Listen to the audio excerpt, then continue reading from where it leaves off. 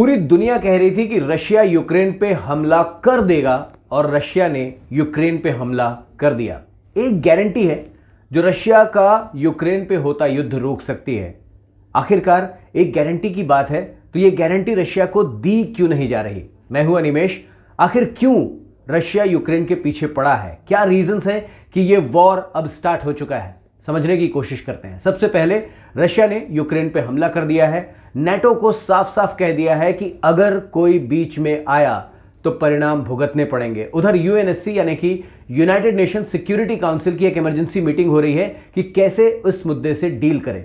अब आखिरकार यूक्रेन के पीछे रशिया क्यों पड़ा हुआ है? क्योंकि रशिया चाहता है नाटो पीछे हट जाए। 1991 में रशियन फेडरेशन, उस वक्त का यूएसएसआर, 15 देशों में टूट जाता है और उसमें से जो देश अलग हुए हैं उनमें बहुत सारे देश pro American, pro NATO, pro European हो जाते हैं। इससे रशिया को धक्का लगता है और लेटेस्ट 2021 में यूक्रेन भी कहता है कि वो नाटो ज्वाइन करना चाहता है। रशिया इसका विरोध करता है और कहता है कि वो ऐसा होने नहीं देगा। अपने सैनिक को यूक्रेनियन बॉर्डर पे वो तैनात कर देता है और तभी से ये आशंका थी कि लड़ाई हो जाएगी और अब लड़ाई हो रही है। तो रशिया ने क्या कुछ किया है? रशिया चाहता है कि वो अपनी पुरानी यूएसएसआर वाली इमेज हासिल करे।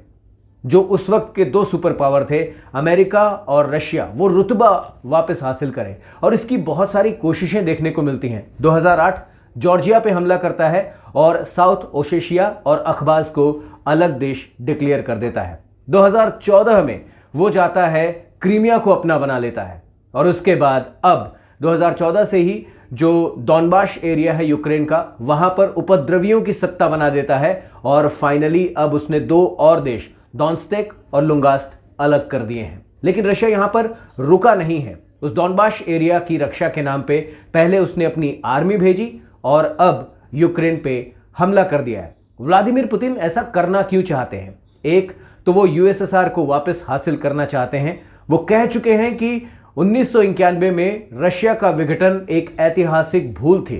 2015 में यूक्रेन को वो रशिया का मुकुट बता चुके हैं और उनकी ये मंशा है कि वो वापस हासिल करे वो यूएसएसआर वाला स्टेटस। उसके अलावा अपना स्टेटस भी व्लादिमीर पुतिन बढ़ाना चाहते हैं। अभी लगातार व्लादिमीर पुतिन की लोकप्रियता में, पॉपुलैरिटी में गिरावट देखी गई है। उन्हें याद आ गया होगा 2014-15 का वो दौर जब क्रीमिया को उन्होंने रशिया में मिला लिया था और 80% से भी ज्यादा उनकी पॉपुलैरिटी हो गई थी।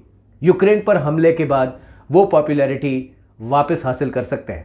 आखिरकार रशिया इतना कुछ कर रहा है तो अमेरिका, यूरोप, नाटो कुछ कर क्यों नहीं पा रहा है? यूएन कुछ कर क्यों नहीं पा रहा है? क्योंकि रशिया जो है उसने अभी चीजें कुछ ऐसे फंसा रखी हैं जिसका हर किसी को डर है।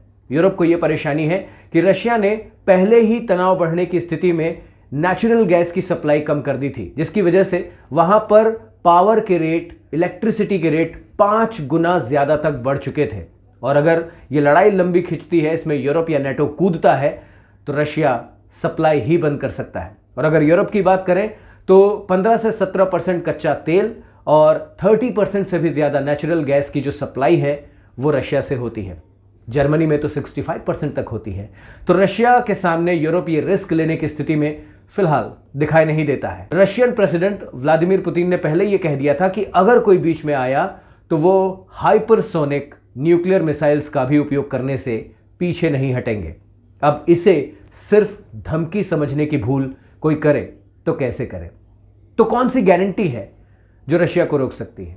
रशिया ने कहा है कि उनको यह गारंटी चाहिए कि यूक्रेन कभी भी नाटो का हिस्सा नहीं बनेगा और नाटो वापस लौट जाएगा उस पोजीशन में जिसमें वो 1997 से पहले था। मांग सिंपल सी सुनाई देती है, लेकिन ऐसा करना इसलिए आसान नहीं है क्योंकि जब तक कोल्ड वॉर चल रहा था तब भी रशिया के पास ये एडवांटेज नहीं था। तो अमेरिका और नाटो ये एडवांटेज रशिया को कैसे दे सकते हैं?